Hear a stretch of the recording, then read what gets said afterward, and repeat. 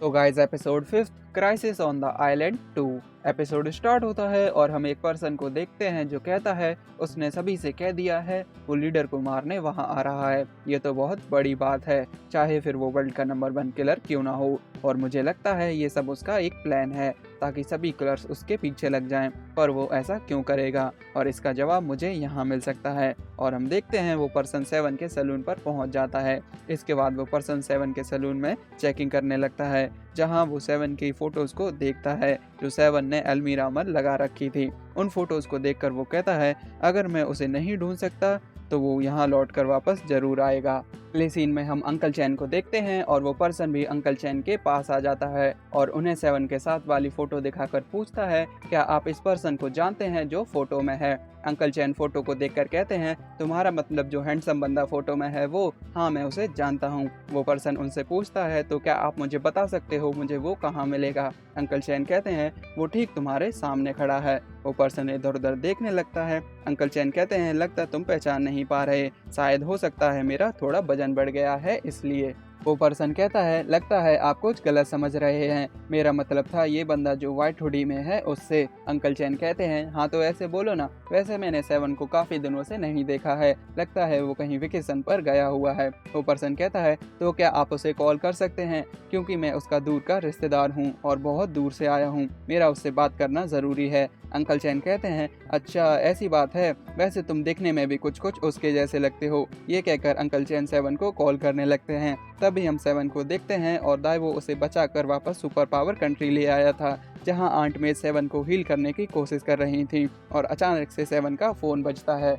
दाइबो phone उठाता है और देखता है अंकल चैन कॉल कर रहे हैं। दाइबो कहता है हेलो कहिए क्या कहना है। फोन के दूसरी तरफ वही पर्सन होता है जो कहता है कितने टाइम बाद बात हुई और तुम्हारी आवाज़ तो काफ़ी बदल गई है। दाइबो कहता है क्योंकि मैं 7 नहीं दाइबो बोल रहा हूँ और 7 अभी सो रहा है। दाइबो कहता है पर आपकी आवाज़ को क्या हुआ अंकल चैन, आप तो बिल्कुल जवान लड़के की तरह बात कर रहे हैं। वो पर्सन कहता है तुम 7 को फ़ोन दो। दाइबो कहता है वो अभी किसी से बात नहीं कर सकता है।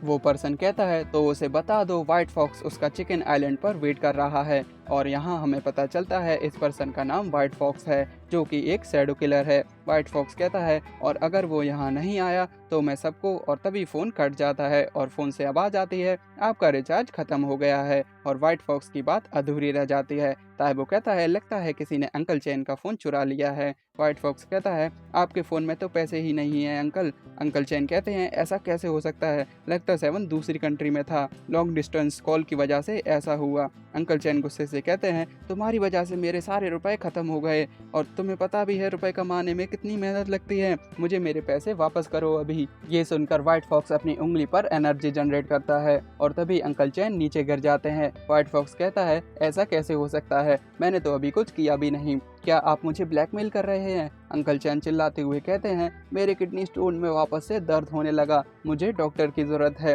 अंकल चैन को देखकर व्हाइट फॉक्स अपनी उंगली पर वापस से एनर्जी जनरेट करता है और उनके किडनी स्टोन को तोड़कर ठीक कर देता है, जिससे अंकल चैन का दर्द बंद हो जाता है और वो ठीक हो जाते हैं। व्हाइट फॉक्स कहता है मैंने आपके किडनी स्टोन को तोड़ दिया है और अब आप बस पानी पीजिएगा और आप बिल्कुल ठीक हो जाएंगे।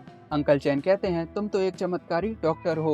व्हाइट फॉक्स कहता है ऐसा बिल्कुल नहीं है, बल्कि ये तो मेरी किलिंग टेक्निक है और मैं इंसानों की बॉडी में एनर्जी सूट करके उन्हें फटने पर मजबूर कर सकता हूँ। मैंने बहुत कम एनर्जी को आपकी बॉडी में सूट किया, जिससे सिर्फ आपकी किडनी स्टोन टूटा। और जैसे ही व्हाइट फॉक्स पीछे मुड़कर देखता है वो देखता है अंकल चैन सभी टुकड़ों को बताने लगते हैं वो एक चमत्कारी डॉक्टर है जो बिना ऑपरेशन के किडनी स्टोन को ठीक कर देता है। और फिर मजबूरन व्हाइट फॉक्स ऐसे ही उन सभी लोगों की परेशानी दूर करने लगता है।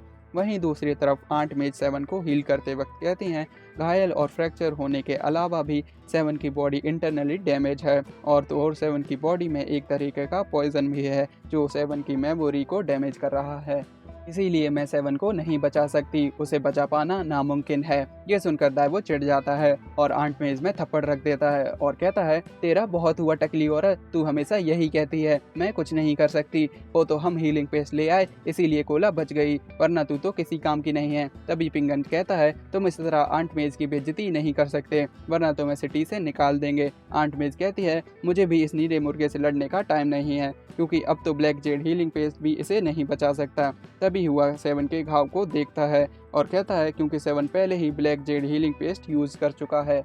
सेवन को बचा पाने का कोई रास्ता ना जानकर वो सभी लोग सैड होने लगते हैं। आंट मेज कहती हैं सेवन को बचाया नहीं जा सकता, अब तो कोई चमत्कारी डॉक्टर भी सेवन को नहीं बचा सकता। तभी रूम का डोर खुलता है और एक आवाज़ आती है, ऐसा बिल्कुल नहीं है, मरे हुए इंसान के अलावा ऐसा कोई नहीं जिसे मैं ना बचा सकूं। और हम देखते हैं फोर आइज यानी प्रिंस उस सैनोंग कंट्री के डॉक्टर को लेकर वहां आ जाता है। प्रिंस कहता है इसने मुझे हीलिंग पेस्ट देने से ना कर दिया तो मैं इसे और इसकी सारी दवाइयों को यहाँ उठा लाया। प्रिंस कोला को देखकर उसे स्कैन करता है और उसे पता चलता है कोला बिल्कुल ठीक है। प्रिंस कहता है ऐसा कैसे हो सकता है कोला, तुम तो ठीक हो चुकी हो। कोला कहती है वो एक लंबी कहानी है पर तुमने इन्हें यहाँ लाकर बहुत अच्छा किया। वहीं दूसरी तरफ व्हाइट फॉक्स भी उन सभी लोगों को ठीक करके वहां से जाने लगता है और व्हाइट फॉक्स सीधा इचिरो और नॉर्मल किलर के पास आ जाता है और उन्हें फोटो दिखाकर पूछता है क्या तुम इस पर्सन को जानते हो, क्या ये तुम्हारा दोस्त है। मतलब कि व्हाइट फॉक्स ही वो 4th एपिसोड वाला पर्सन था जो इचिरो और नॉर्मल किलर को फोटो दिखाता है। नॉर्मल किलर कहता है वो हमारा दोस्त है, ये तो नहीं पता, मैं उस पर अक्सर अपने बाल कटाने जाता हूँ। इचिरो कहता है सेवन ने मेरे भी बाल काट कर एक लड़की को इम्प्रेस करने में मेरी मदद की थी। नॉर्मल किलर व्हाइट फॉक्स से पूछता है पर तुम्हें सेवन से क्या काम है। व्हाइट फॉक्स कहता है कुछ नहीं, बस मुझे भी उससे अपने बाल कटाने हैं। नॉर्मल किलर कहता है पर तुम गलत टाइम पर आए हो, उसका सैलून अभी कुछ दिनों से बंद है। व्हाइट फॉक्स कहता है तो क्या मैं उसे कॉल करने के लिए तुम्हारा फ़ोन यूज़ कर सकता हूँ। इचिरो कहता है ये बड़ी अजीब बात है, तुम्हारे पास फ़ोन नहीं है तो क्या तुम स्वानवू से हो। व्हाइट फॉक्स जैसे ही इचिरो का फ़ोन लेता है इचिरो के पसीने छूट जाते हैं क्योंकि वो उसे पहचान लेता है और कहता है तुम तो 7 शैडो किलर्स में से एक हो। तभी हम सैनोंग कंट्री के उस डॉक्टर को देखते हैं जो कि सेवन को ठीक कर देता है। सेवन को ठीक देखकर वो सभी लोग खुश हो जाते हैं। सेवन जागते ही उन सभी से पहला सवाल ये करता है 13 कहाँ है। वो कहता है मैं सिर्फ तुम्हें बचा पाया और तुम अभी जाके हो और जागते ही लड़कियों के बारे में पूछ रहे हो। सेवन कहता है मुझे मेंजोस्का से प्रोटेक्ट करते वक्त 13 को पॉइजनस निडल लगे थे, वो जरूर किसी खतरे में होगी। तभी सेवन का फोन रिंग होता है। वो फोन उठाकर सेवन को देता है और कहता है कोई व्हाइट फॉक्स नाम का बंदा तुम्हारे बारे में पूछ रहा था। सेवन फोन उठाकर कहता है हेलो मैं सेवन बोल रहा हूँ। व्हाइट फॉक्स सेवन की आवाज़ पहचान लेता है और कहता है जितना जल्दी हो सके चिकन आइलैंड लौट आओ वरना मैं आइलैंड के हर एक इंसान को मार दूंगा और खासकर उन्हें जो तुम्हारे साथ फोटो में है। सेवन कहता है तुम्हारा टारगेट मैं हूँ, आइलैंड के लोगों को कुछ करने की ज़रूरत नहीं है। व्हाइट फॉक्स कहता है तो जितना जल्दी हो सके यहाँ पहुँच जाओ। अगले सीन में हम चिकन आइलैंड के बीच को देखते हैं जहाँ आइलैंड के लोग मज़े कर रहे थे। व्हाइट फॉक्स भी बीच पर होता है और सेवन के फ्रेंड्स के साथ उसकी फ़ोटो देखकर कहता है ये कितनी नाइंसाफ़ी है, हम दोनों ही शैडो किलर हैं पर तुम इतनी अच्छी और पीसफुल लाइफ जी रहे हो। तभी एक छोटी बच्ची अपनी वाटर गन से व्हाइट फॉक्स पर शूट करती है। व्हाइट फॉक्स भी अपनी उंगली से उस पर शूट करता है और कहता है बूम और वो बच्ची वहाँ से भाग जाती है। इसके बाद व्हाइट फॉक्स उठता है और हर तरफ एनर्जी शूट करने लगता है जिससे बीच पर हर तरफ ब्लास्ट होने लगते हैं और बीच के लोग अपनी जान बचाकर वहाँ से भागने लगते हैं। बीच पर चेयरमैन जियांग की एक साथी भी होती है जो उन्हें मदद के लिए फ़ोन करने लगती है। मियांग और मैट बार्क भी अपनी सेना लेकर लड़ने के लिए तैयार हो जाते हैं। तभी हम नॉर्मल किलर को देखते हैं और उसकी बॉडी से खून निकल रहा होता है। इचिरो खुद से ही कहता है होश में आओ इचिरो, तुम इस तरह एक स्ट्रॉन्ग एनिमी को देखकर हार नहीं मान सकते क्योंकि नॉर्मल किलर के पास भी जीतने का कोई चांस नहीं था लेकिन फिर भी वो व्हाइट फॉक्स से लड़ा, तुम्हें भी बहादुर बनना होगा इचिरो। लास्ट में हम सेवन को देखते हैं जो अपनी सीजर की तरफ देखता है और यहीं हमारा 5th एपिसोड ख़त्म हो जाता है।